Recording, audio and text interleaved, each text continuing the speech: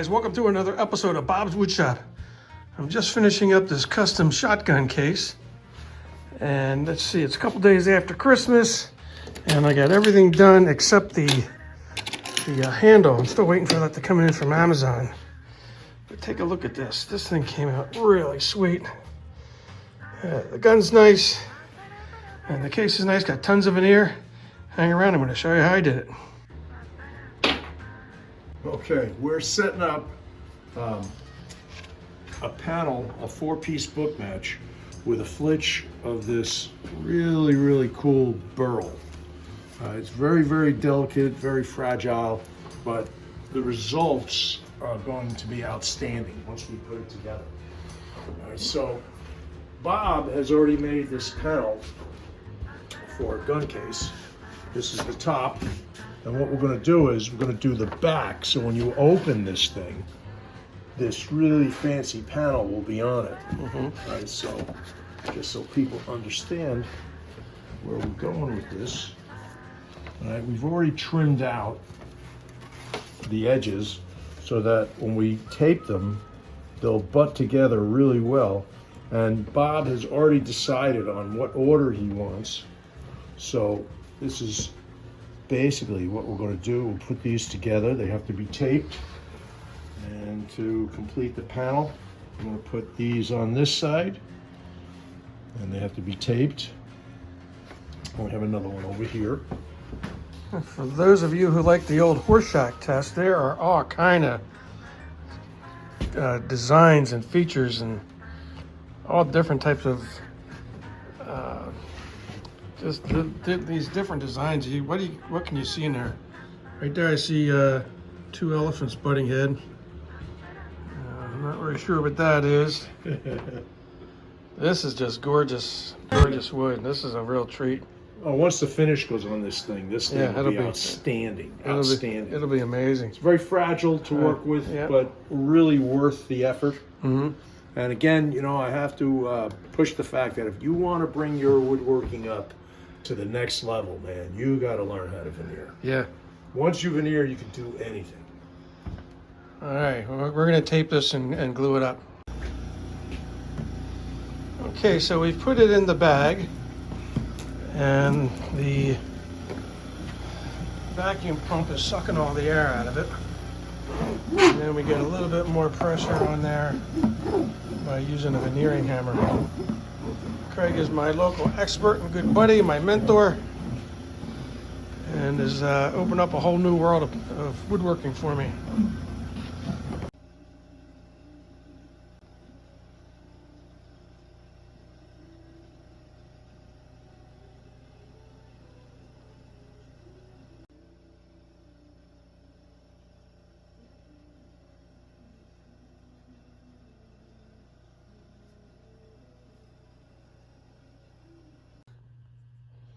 Okay, so this is a couple days later.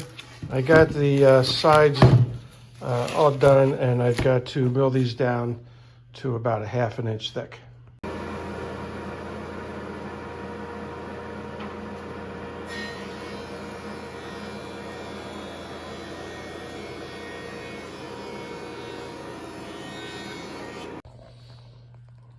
Okay, so what I got to do next is cut, these are obviously the sides, and I've got to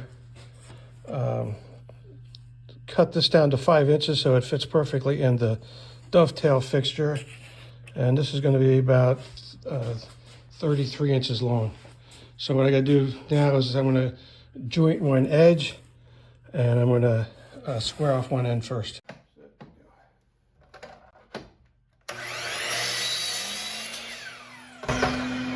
What I'm going to do next, I'm going to cut 9.5 inches, and then this is going to be 37.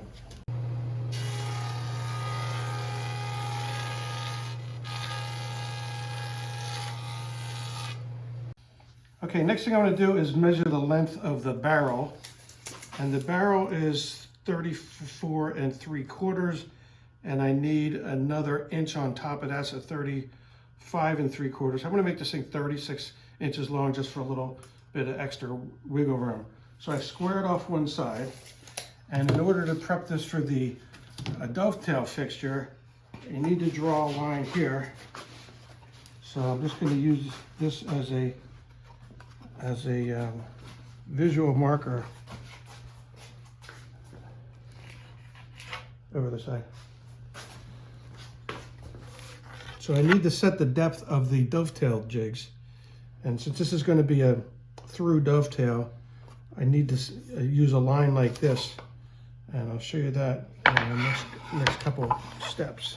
Okay, so the next step, I need to do a 5-inch cut. Now I could use my gauge over here, but I love having these in the shop. These are 1, 2, 3 blocks, and you can measure with extreme accuracy. So this would be 6 inches, this would be 5 inches, this could be 4 inches. So there's a lot of different varieties of what you can do. And I like using this because, again, this needs to be perfect to go inside the dovetail fixture, which we'll see in a couple minutes. All right, so if I line this up now, I know this is exactly 5 inches. Okay, so now I've got this set up for 5 now, so I just got to rip the pieces to the length. I'm going to turn on the dust collection.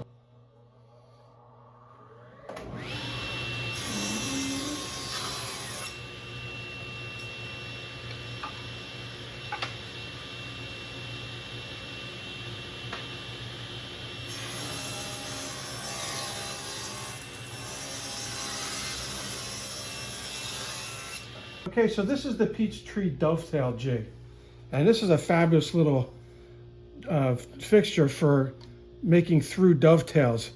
So one of the things you have to do to get this lined up is you can draw a line here, right? And you put the jig on top of this, and then you have to center the board between the 2 fingers. Now, whenever you're using this, you always use you cut the dovetails first. So what I've already done, I've set the depth of the dovetail cutter just below the line, right there. And then all you do is you follow this ball bearing in each one of these fingers. And this bearing is a 1/2 inch, and these are a 1/2 inch. So all you really need to do then is slowly take it through. Now, a nice thing about this fixture is I'm actually cutting the ends, both ends at the same time, right? So you don't have to do them individually. And one of the secrets is just go nice and slow. And I'm going to be using 2 different routers. I've got my dovetail cutter here, and I've got my straight rabbiting bit on this side for when I turn this around. So this is a really messy operation. So I'm going to use my face shield. I've got my ear protection in. By the way, these are nice little ear protectors. I got these at Lowe's around the corner. These things are great. They're easy to get in and out. And it's not a big heavy duty headset. So what I have to do is now that everything's set up, I've got the perfect distance over here between the 2 pieces, and now I just have to cut it.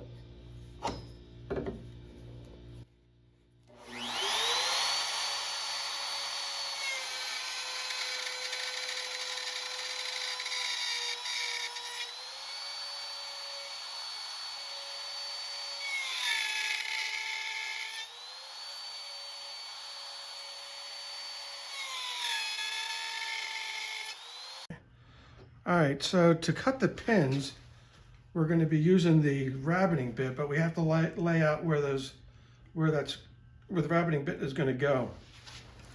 So you can use the fixture also as a holding device right here. So I've got the long side in the vise this way, and I'm using this in order to help me support the end piece. And what you do, you line up you line this up, and then you get a marking knife.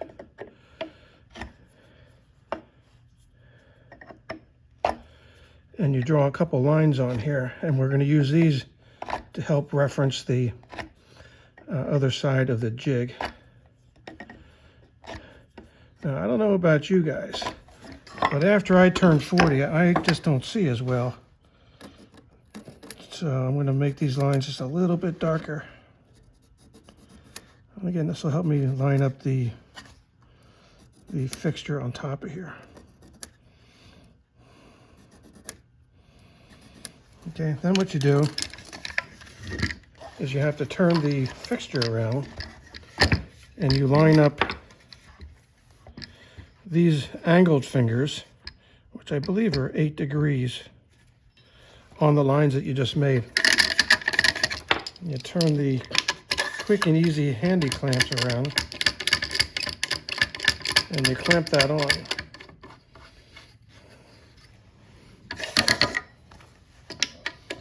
So again, this fixture is from Peachtree, and I believe they're down in Atlanta. And every time, well, most times when I use this, unless I'm doing alternating dovetails, I'll use my lead jig. But for something like this, simple box with through dovetails, I'm just gonna use this fixture, because as you can see, it's very easy to use. So again, line up those fingers and we're good. So we're gonna have to do this on both sides. All right, put the protection on again.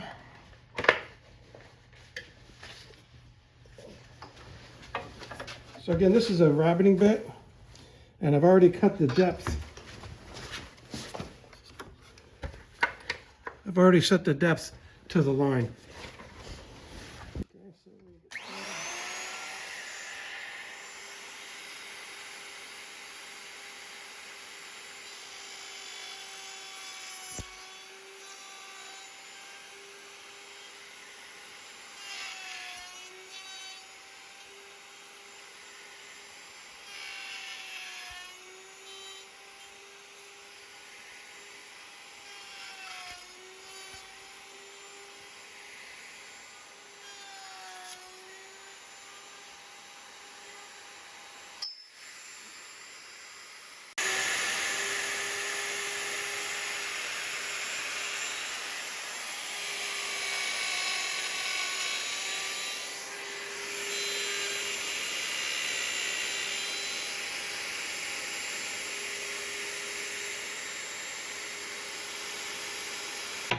So just to hit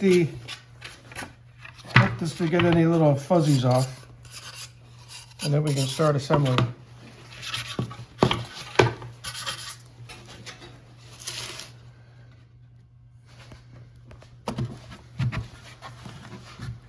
When we go together, just okay. So the next step in the process is I got to cut some long grooves in here. So this piece of wood is a piece of 1/2 inch plywood with the veneer. So now, and I've got veneer on both sides. So I've got to cut a slightly wider groove for this. And then on the bottom, just for weight, I made this a 1/4 inch piece with the veneer. So I got to make sure when I'm cutting the grooves that I don't get these boards mixed up. So what I'm going to do is I'm going to draw a yellow line like this on each one of these. And oops, on this over here, and this will be my reference so that when I put it on the router table, I'm making sure I'm cutting the right groove first. So again, I put this line on there because I want to cut the thinner piece for the 1/4 inch board first, and I've got this set for a 1/4 inch height, and then I don't want to run this cutter all the way through, so I'm going to drop it on and run it through to about there and then lift it up. Okay, so I'm using, in order just not to do that by eye, I'm using a couple stop blocks here.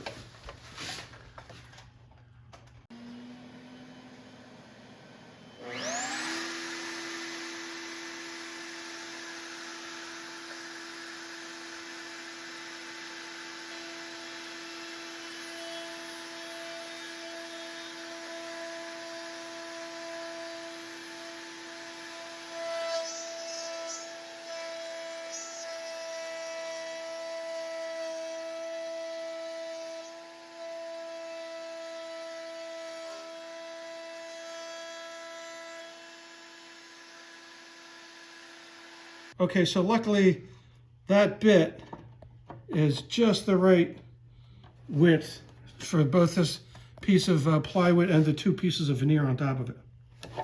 So now I just got to do that for all 4 pieces. Okay.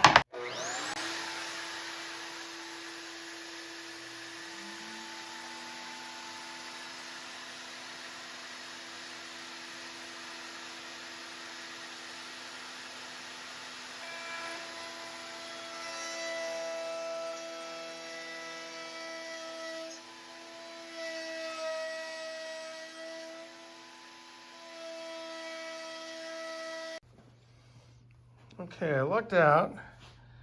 All the pieces came out okay. One of these, got a little piece right there that I'm gonna have to fill in a little later. But got through that operation with no major catastrophes.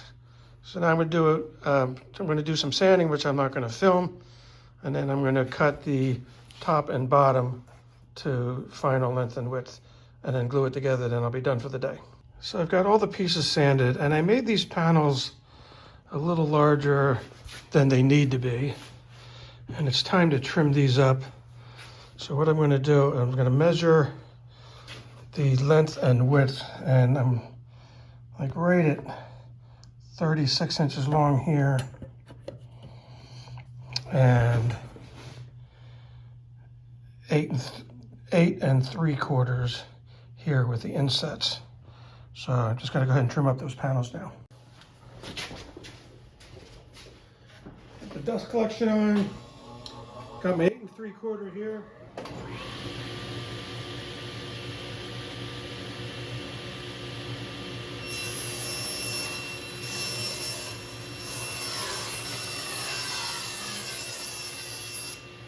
So this is my crosscut sled, and like I said before, and my mentor Craig Newton told me, if you want to bring your projects up to a totally different level, learn how to do veneering.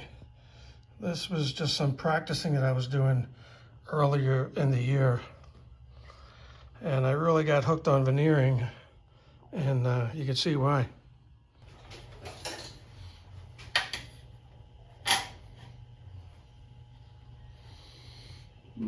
Measure 3 times, cut once. I don't want to make these panels over again, or the case.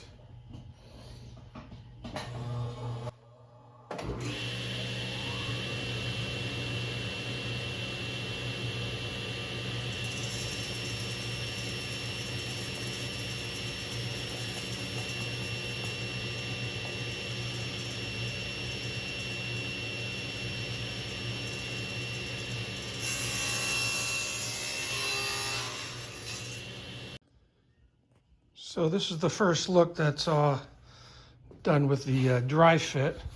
Had to do a little finagling with some of the joints. I cut this a little bit too narrow. I did have to go back and take a little bit more out of that plow. And I can't wait to get some, I think I'm gonna put lacquer or polyurethane on here, I'm not sure yet. But this is looking real good. I'm real happy with this. And next thing I gotta do, I'm gonna ease all these edges when I take it apart before I glue it up. Check that out.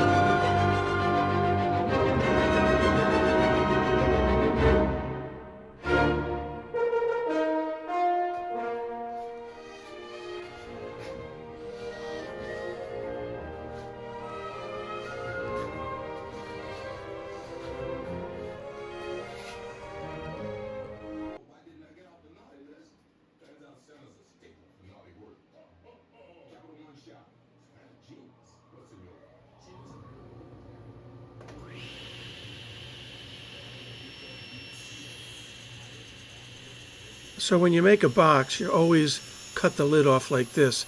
This is much more effective and accurate versus trying to make a separate bottom and a top. So you just take your time, you go slow, and make sure you don't twist the box.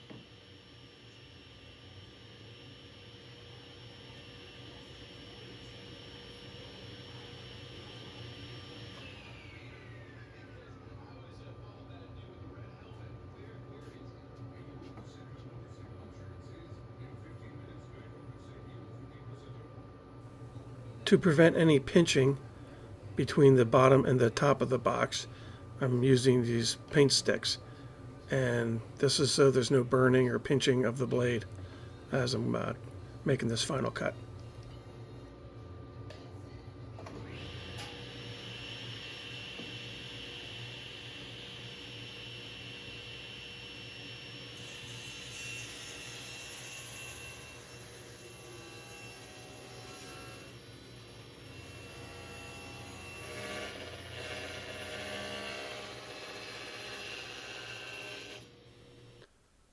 Off camera, I went ahead and built the interior of the box.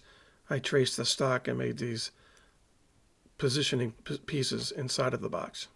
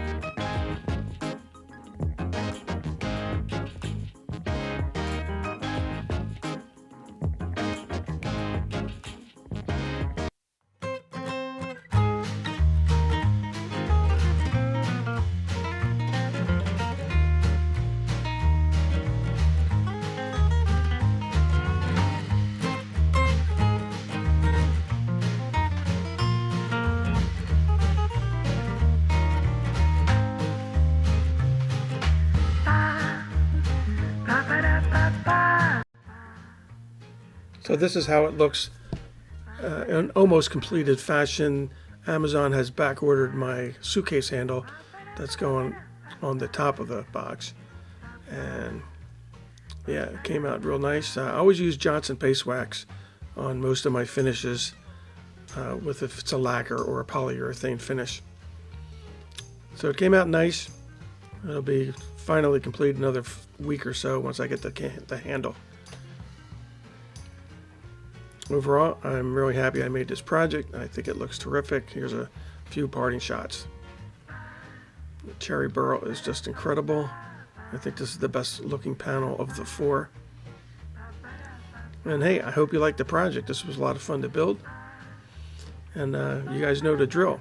If you like my content, please like, comment, and subscribe. And until next time, I'll see you on another episode of Bob's Woodshop. Bye-bye for now.